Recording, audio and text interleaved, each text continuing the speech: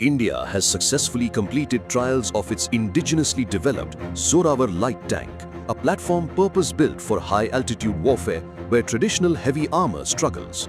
Supporting this is a remote-controlled 7.62mm machine gun, twin ATGM launcher, advanced thermal sights, active protection systems, and modular composite armor. Amphibious capability and AI-driven situational awareness further enhance its versatility. The tank has already passed live fire and mobility trials in desert conditions, followed by high-altitude trials at over 4,200 meters in Ladakh, where it demonstrated accurate firing, stable mobility, and reliability under extreme environmental stress. The first phase of testing confirmed its ability to maneuver on narrow mountain tracks, climb steep gradients, and maintain effective combat performance in cold, low-oxygen conditions. A second prototype with upgrades is expected to roll out in late 2025 for user trials. Strategically, Zorawar is designed to address a gap exposed during the 2020 standoff with China, when the Indian Army had to deploy T-72 and T-90 main battle tanks over 45 tons each into the high Himalayas. These heavier tanks struggled with mobility and sustainment, while the PLA's lighter Type 15 tanks exploited the terrain advantage. Zorawar closes that gap, giving India an air-transportable, fast-moving and well-armed option that can be deployed rapidly to contested heights before an adversary can consolidate. The lessons of the Ukraine war underline why this matters. On the eastern front, heavy tanks like Russia's T-90M and Ukraine's Leopard 2 have suffered not just from anti-tank weapons, but from the difficulty of maneuvering and sustaining them in waterlogged, narrow or urban terrain.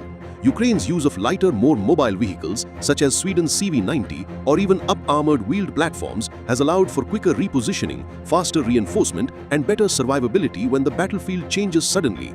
Zorawar sits in that sweet spot for India, light enough to move where the fight is, yet armed heavily enough to dominate enemy armor or fortifications when it arrives.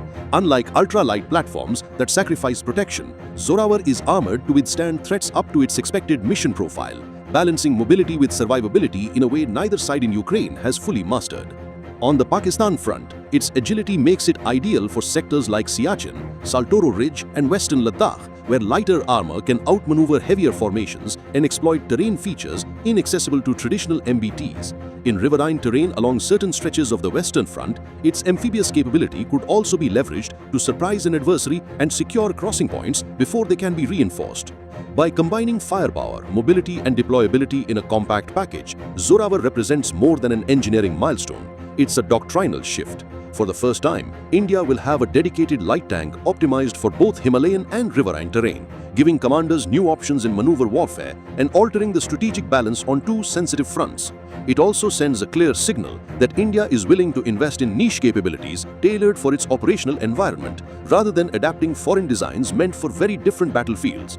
If inducted at the planned scale of over 350 units, it could ensure that India enters the next high-altitude confrontation not as a force adapting on the fly, but as one already positioned with the right tools for the fight. The advantage lies not just in matching the enemy's mobility, but in fielding armor that can get there faster, hit just as hard, and sustain itself longer in the most demanding terrain on Earth.